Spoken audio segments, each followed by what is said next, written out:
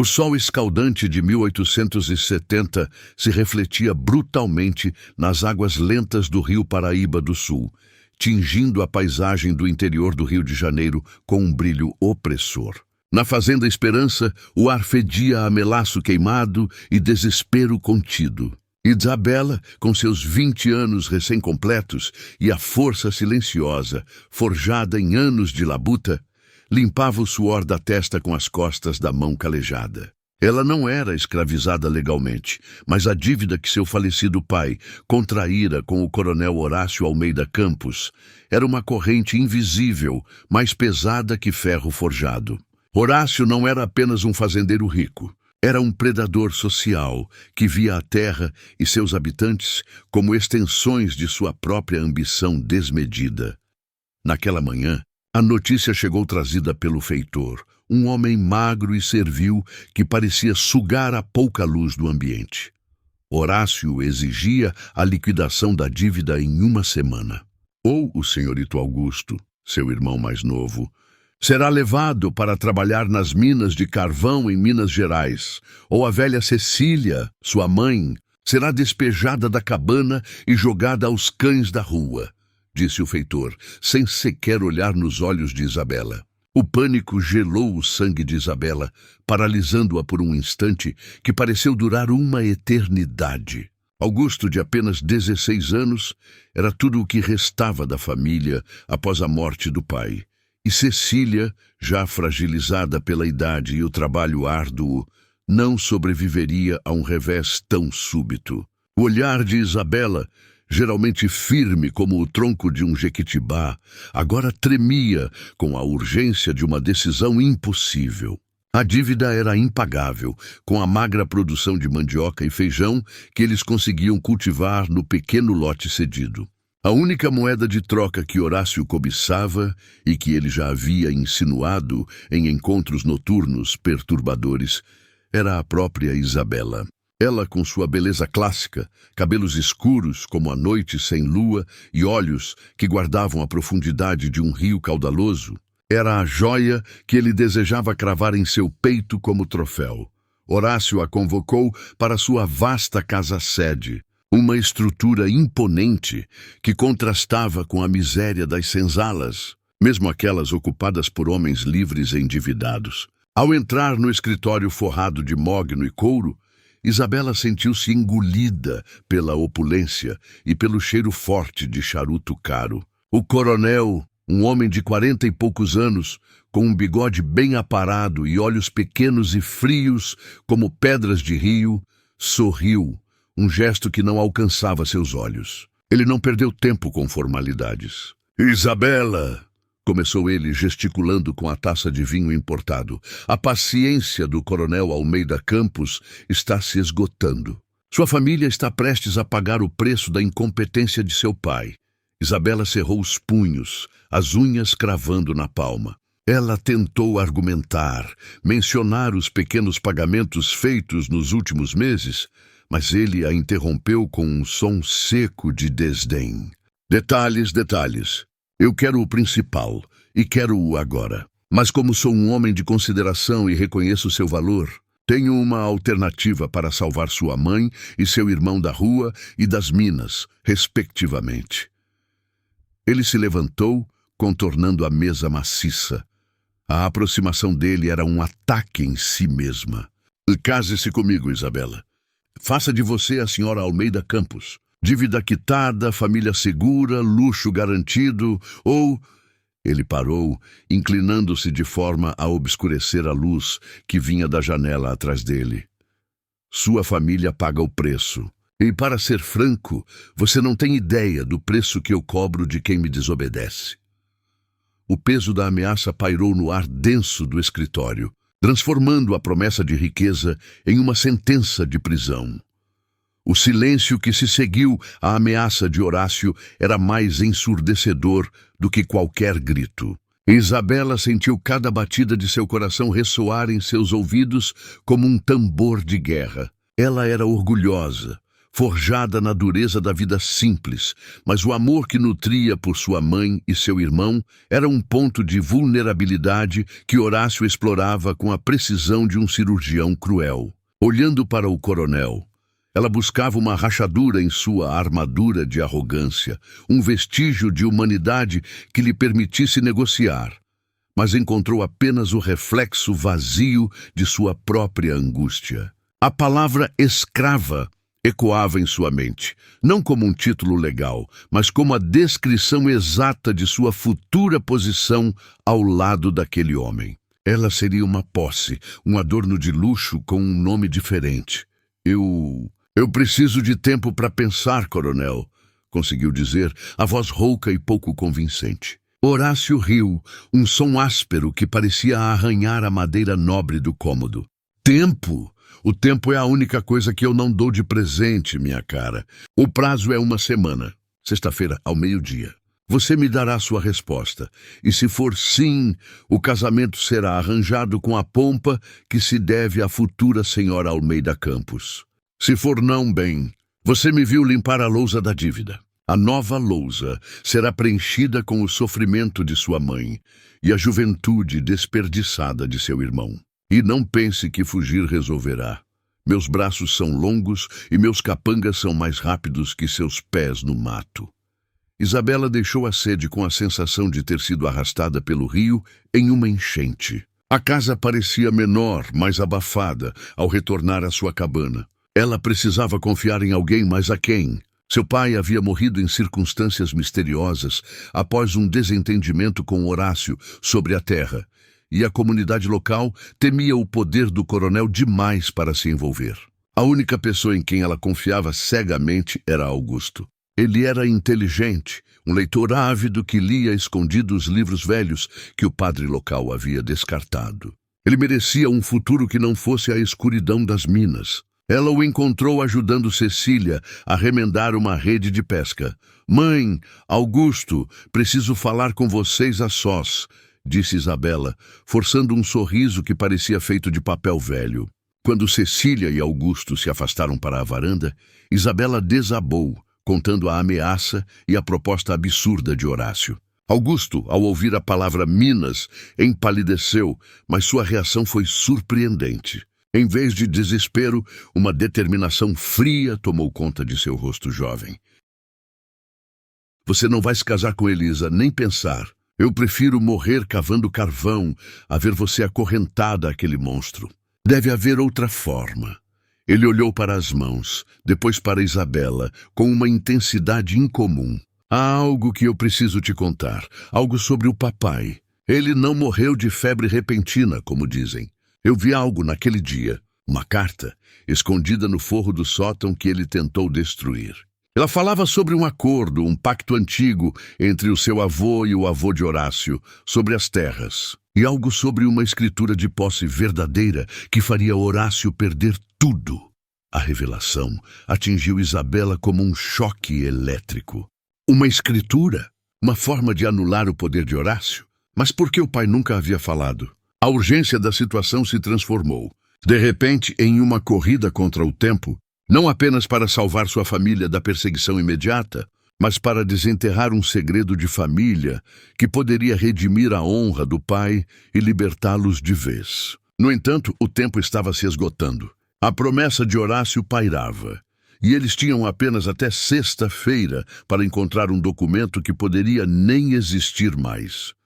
A adrenalina da revelação de Augusto mudou a dinâmica da cabana. O desespero não havia desaparecido, mas havia sido canalizado para um objetivo concreto: encontrar a tal escritura. A promessa de Horácio, que antes parecia o fim de tudo, agora servia como um catalisador implacável. A sexta-feira, o dia do ultimato, parecia se aproximar a cada nascer do sol. Isabela e Augusto sabiam que precisavam ser metódicos e, acima de tudo, discretos. Horácio tinha olhos e ouvidos por toda parte. Naquela noite, sob a luz bruxuleante de um lampião a querosene, a dupla iniciou a busca no sótão da casa que herdaram. Um espaço empoeirado e repleto de lembranças velhas e móveis quebrados. O cheiro de mofo e madeira apodrecida era sufocante.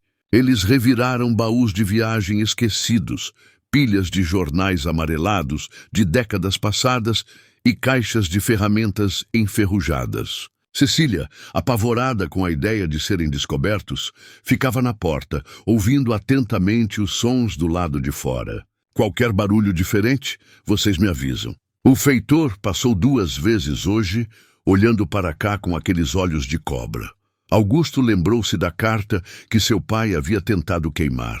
Era um pedaço grosso, dobrado, quase como um pergaminho. Ele estava tentando arrancar um pedaço com a chama.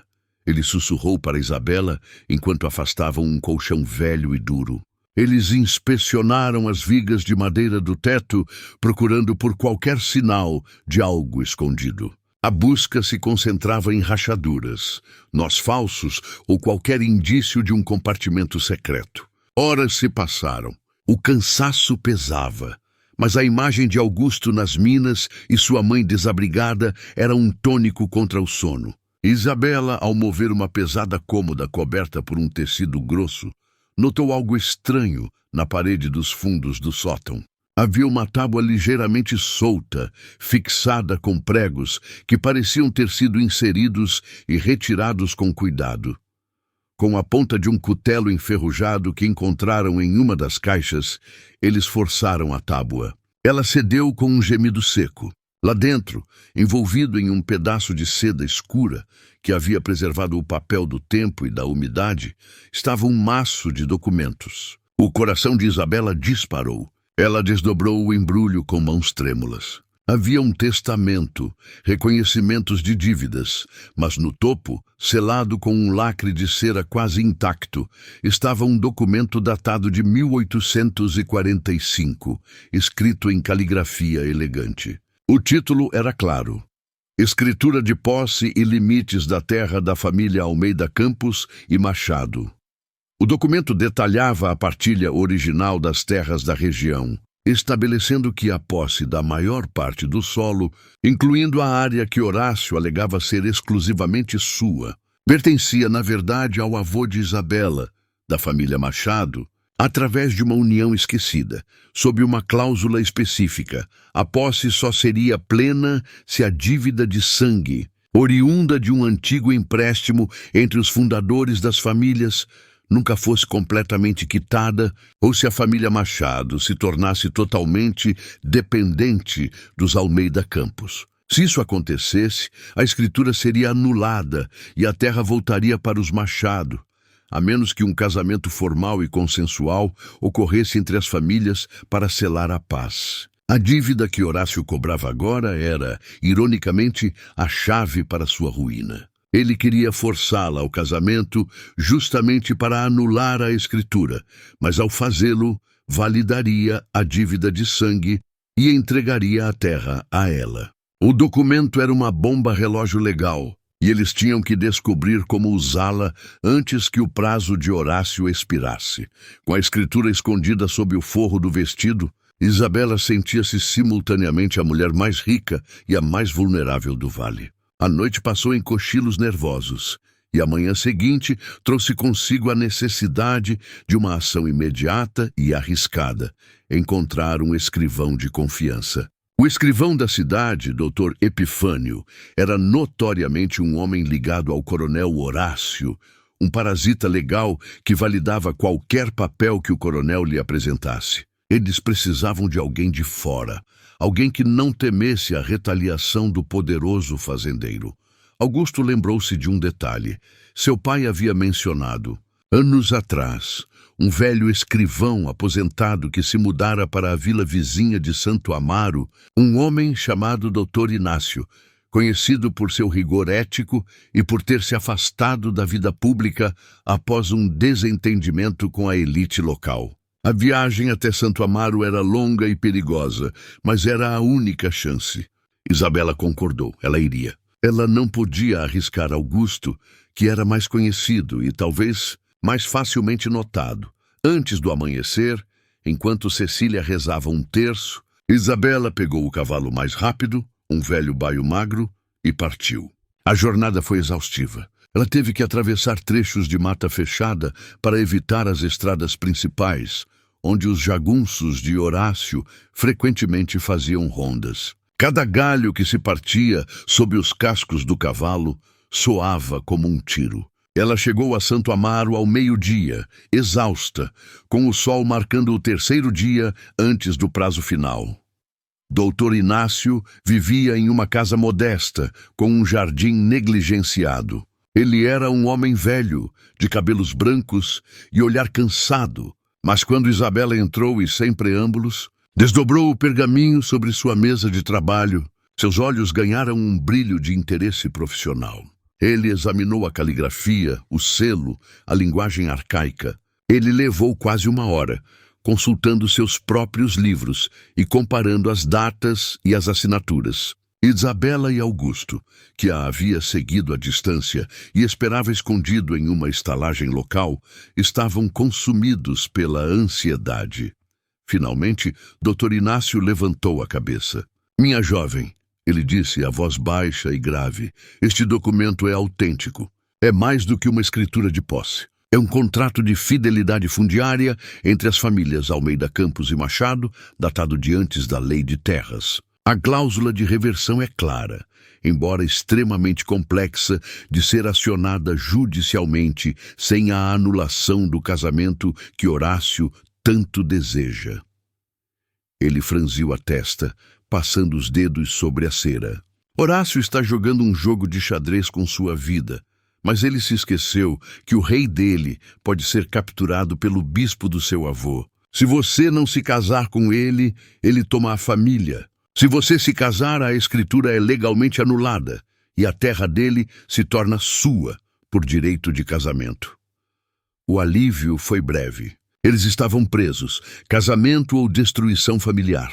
"Doutor Inácio, o senhor poderia testificar sobre a validade disto, caso precisemos de uma intervenção legal imediata, caso ele me force a dizer sim", Isabela implorou. O escrivão ponderou, olhando para a estrada em direção ao território de Horácio. "Eu não enfrentarei Horácio de frente, mas eu posso reconhecer a cópia fiel deste documento em meu livro particular. Se você puder adiar a resposta dele até, digamos, quinta-feira, eu poderei redigir um aviso de posse condicional com base nesta escritura, endereçado ao juiz de direito da comarca. Isso forçará Horácio a parar com as ameaças diretas, pois ele terá que provar em tribunal que você não tem direitos. Mas você precisa de uma resposta não até sexta-feira, mas até quinta-feira para que eu possa agir." A esperança, antes uma miragem, ganhara forma, mas o tempo havia encolhido de uma semana para apenas 4 dias de negociação tensa. O retorno de Isabela à Fazenda Esperança foi marcado por uma nova postura. A desolação havia sido substituída por uma calma tensa, uma máscara de aceitação que confundiu o feitor e intrigou Horácio. Quarta-feira chegou e Isabela foi novamente convocada à casa-sede. Horácio estava impaciente, bebendo seu conhaque com a ponta dos dedos manchada pelo líquido âmbar. "Bem, minha flor de engenho, já decidiu se aceitará ser minha esposa ou prefere ver sua família sofrer?" Ele perguntou sem rodeios. Isabela respirou fundo, lembrando-se das palavras de Dr. Inácio. "Forçará Horácio a provar em tribunal e quinta-feira para que eu possa agir." Ela tinha um dia inteiro de folga estratégica. "Coronel, eu considerei sua proposta. É tentadora, de fato. A vida que o senhor me oferece é um refúgio contra o sofrimento que nos cerca. No entanto, devo ser honesta. Meu pai, antes de morrer, deixou-me algumas orientações sobre a dívida e sobre a honra da família." Horácio ergueu uma sobrancelha, divertido com a tentativa óbvia de blefe. "Orientação? Um homem moribundo, endividado e com o juízo nublado por febre. Não me faça rir, garota. Ele não estava louco, coronel", retrucou Isabela, sua voz firme. "Ele me deixou algo que talvez o senhor, em sua pressa, tenha negligenciado. Ele deixou a verdadeira escritura de posse que regula a divisão das terras entre os Almeida Campos e os Machados, datada de 1845. O senhor quer que eu me case com o senhor, transformando-me em sua esposa. o que legalmente anularia essa escritura e solidificaria sua propriedade sobre toda a área da família, certo? Ela viu um lampejo de nervosismo nos olhos de Horácio, o primeiro sinal de que ela havia tocado no ponto nevrálgico. Ele parou de beber. Você está delirando com o calor, ele sibilou, tentando recuperar o controle. Delírio? Isabela sorriu friamente. Eu não deliro, coronel, eu lembro. Lembro-me que essa mesma escritura prevê que, se houver coação ou ameaça à família do portador da posse original, a escritura é invalidada e a posse reverte para a família Machado, com direito à indenização por danos morais e usurpação de terra. O senhor, coronel, acabou de me apresentar o instrumento legal perfeito para me fazer sua esposa ou para confiscar sua fazenda inteira, dependendo de como eu responder ao seu ultimato. Ela se levantou, caminhando lentamente até a janela, de costas para ele. Eu não vou me casar com o senhor, coronel. Mas se eu não o fizer, e o senhor tocar em minha mãe ou em Augusto antes do meio-dia de amanhã, não será apenas uma dívida que estará em jogo. Será a fazenda Almeida Campos. O senhor tem até amanhã, quinta-feira, para me provar que não fará mal a eles. Ou então eu entrego a cópia autenticada da escritura ao Dr. Inácio, e ele a entrega ao juiz na sexta-feira. Você pode me chamar de escrava, mas eu sou a chave para o seu império, e hoje, coronel, a chave está na minha mão. O silêncio na sala era absoluto, pesado com o peso da inversão de poder. A inversão de poder pegou Horácio completamente desprevenido. Ele, que passara a vida inteira ditando termos, agora estava refém da astúcia de uma jovem que ele havia subestimado. A noite de quarta-feira foi de fúria contida em sua casa-sede. Ele gritava com seus capangas, exigindo saber quem havia alertado Isabela sobre a escritura. Ele sabia que se o documento caísse nas mãos do juiz, sua reputação e suas terras estariam em sério risco. A cláusula de coação era sua fraqueza, e Isabela, ao falar abertamente sobre ela, havia desarmado sua ameaça inicial. No entanto, Horácio Almeida Campos não era um homem que aceitava a derrota facilmente. Ele não podia permitir que Isabela chegasse a Santo Amaro na quinta-feira para formalizar o aviso de posse condicional com o Dr. Inácio. O risco de perder a fazenda era maior do que a vaidade de ter Isabela como esposa. Ele precisava de uma solução mais rápida e definitiva, eliminá-la ou eliminá-la da jogada antes que ela pudesse falar. Ele convocou seu homem de confiança, um brutamontes chamado Rufino, e ordenou que uma emboscada fosse preparada no caminho entre a Fazenda Esperança e Santo Amaro. Ela não chegará lá amanhã, rosnou Horácio. Quero a parada a cavalo e o papel queimado. Se ela resistir, use a força, mas traga-a de volta até o amanhecer de sexta-feira. Se ela concordar com o casamento, eu aceito, mas o casamento será depois que o documento sumir. Se ela recusar, você sabe o que fazer com ela, mas não a mate. Quero-a viva, mas quebrada. A missão era clara: interceptar, destruir a prova e forçar a submissão. Na cabana, Isabela e Augusto mal dormiam. Eles haviam planejado o momento de sua partida, mas não sabiam que o plano de Horácio havia se tornado ainda mais sombrio. Eles decidiram que, para ganhar tempo, Isabela deveria se encontrar com o Dr. Inácio na quinta-feira à noite, e não pela manhã, para evitar o contato com os olhos vigilantes da sede. Se o coronel souber que estamos em Santo Amaro, ele pode mover a família daqui, ponderou Augusto. Vá você primeiro, Isabela. Se eu não voltar ao meio-dia de sexta-feira, mãe, pegue o que puder e fuja para a capital. Avise a todos que o coronel me levou e que ele tem algo contra a escritura. Isabela olhou para o irmão e a mãe, o peso da responsabilidade quase a dobrando. Ela aceitou o risco. A noite se arrastou com a tensão de quem espera o amanhecer de um dia decisivo.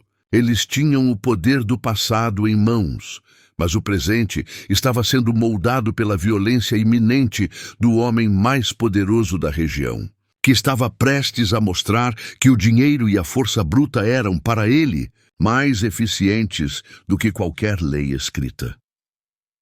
A manhã de quinta-feira amanheceu com uma névoa espessa sobre os campos, um véu que parecia acolher a intenção sombria da jornada de Isabel. Ela partiu cedo, decidida a chegar a Santo Amaro o mais rápido possível. O baio, embora cansado, parecia sentir a urgência da cavaleira e galopava com uma energia renovada. Ela sabia que Horácio, em sua arrogância, esperava que ela viesse pela estrada principal para negociar pela manhã. Isabela, fiel ao seu plano B, desviou para a trilha mais antiga, um caminho que serpenteava por entre as árvores densas, passando por um pequeno córrego conhecido apenas pelos moradores mais antigos. Ela estava a meio caminho quando ouviu o som inconfundível de cavalos vindo de trás. Mas não eram apenas 2 ou 3, eram muitos. Rufino e seus homens não a esperavam na estrada, mas estavam seguindo sua trilha, mais silenciosamente do que ela esperava. A adrenalina inundou seu corpo, mas desta vez não era pânico. Era foco puro. Ela apertou as rédeas, forçando o baio a acelerar. O córrego se aproximava, um pequeno trecho traiçoeiro com pedras escorregadias e lama. Isabela lembrou-se de como seu pai costumava atravessá-lo. Ela precisava fazer o cavalo saltar a parte mais funda, mas os homens de Rufino já estavam visíveis através da neblina, brandindo chicotes e pistolas. "Parem aí, garota! Entregue o papel e poupe seu corpo de ser marcado", gritou Rufino. Isabela não parou. Com um grito gutural, ela impulsionou o baio. O cavalo saltou, alcançando a outra margem com um baque forte, mas escorregou na lama. Isabela conseguiu se manter na sela, mas o baio soltou um relincho de dor, uma de suas patas traseiras enroscando-se em uma raiz exposta. Ela caiu pesadamente na grama alta, o impacto tirando-lhe o fôlego. O baio ferido tentou se levantar, mas caiu ao lado dela, impossibilitado de continuar. Rufino e seus homens pararam, curiosos com o tombo. Era a oportunidade perfeita. Enquanto eles desmontavam, confusos com a ferida do animal, Isabela se arrastou, deslizando para a densa vegetação ribeirinha, longe do alcance imediato deles. Ela arrancou a escritura de dentro do forro do vestido, protegendo-a com o corpo. "Achei ela." "Está ferida! Peguem o papel!" ordenou Rufino frustrado. Isabela rastejou por metros, sentindo os arbustos cortarem sua pele. Ela ouviu os passos pesados dos homens se aproximando. Em um ato de desespero final, ela conseguiu alcançar uma velha árvore oca, um local de abrigo usado por caçadores. Ela se espremeu lá dentro, envolvendo-se no pergaminho. Ela permaneceu em silêncio absoluto, mal ousando respirar, enquanto Rufino e seus homens a procuravam freneticamente. Eles vasculharam a margem, encontraram o cavalo ferido e o lincharam, convencidos de que a moça havia fugido a pé. "Ela não foi longe, Rufino." "A lama está fresca", disse um dos jagunços. "Ela não pode ter ido longe", respondeu Rufino, a voz carregada de raiva. "Procurem. Se ela não aparecer até a noite, vamos varrer cada palmo de terra. Diga ao coronel que a garota sumiu, mas que eu estou atrás dela e que o papel pode ter sido perdido no córrego." Isabela permaneceu escondida na árvore oca por mais de 6 horas, sob o sol escaldante, ouvindo os sons da busca inútil. Ao cair da tarde, exausta, faminta e com o corpo dolorido, ela emergiu, pegando uma direção oposta à da fazenda, em direção a Santo Amaro. Ela havia perdido o cavalo, mas havia salvo o documento. À noite de quinta-feira, ela passaria rastejando e andando para chegar ao Dr. Inácio, antes do amanhecer de sexta, o prazo final.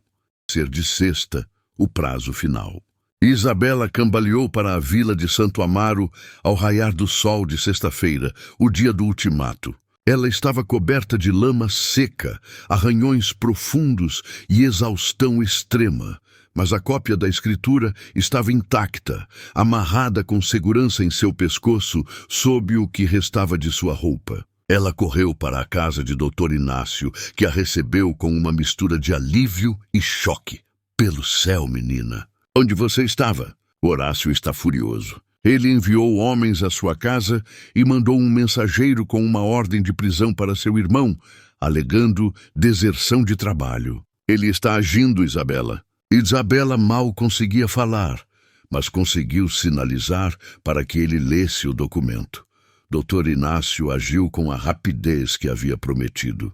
Enquanto Isabela tentava recuperar o fôlego, ele redigiu e assinou apressadamente o aviso de posse condicional, citando a escritura de 1845 e a cláusula de coação, e enviou o mensageiro mais rápido que possuía para entregar o documento diretamente ao juiz da comarca, antes que qualquer ordem de prisão contra Augusto tivesse efeito legal.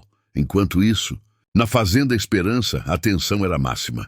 Horácio, sabendo que Isabela havia desaparecido, enviou Rufino de volta, desta vez para tomar Cecília e Augusto como reféns imediatos, forçando uma negociação final ou uma vingança total. Ele estava pronto para assinar os papéis de casamento com uma noiva forçada, contanto que o pergaminho fosse destruído. Foi nesse momento que o mensageiro do juiz chegou à fazenda, seguido de perto pelo próprio Dr. Inácio, que ousara vir para garantir que a justiça fosse feita. O mensageiro entregou a Horácio uma notificação oficial. Ato de reversão de posse fundiária, em suspenso, sob pena de confisco total da Fazenda Almeida. Campos, o juiz havia reconhecido a validade do documento apresentado por Dr. Inácio e ordenado a suspensão de qualquer ação legal contra a família de Isabela até que a validade da escritura pudesse ser julgada em audiência. Horácio, confrontado com a prova legal irrefutável e a ameaça de perder sua terra, desabou em uma cadeira. Sua vaidade, seu poder e sua crueldade o haviam levado ao precipício. A escritura que ele tentara anular pelo casamento agora o acorrentava pela ameaça. A escritura é sua. Coronel! Disse Isabela, surgindo na porta da sala, apoiada por Augusto e Cecília, que haviam sido liberados sob a proteção judicial. Eu não me casarei com o senhor. O senhor ameaçou minha família, forçando minha mão. Isso anula a possibilidade de anulação da escritura por casamento e me dá o direito de reaver tudo que seu avô tomou de meu. Horácio tentou argumentar, mas a lei estava do lado de Isabela.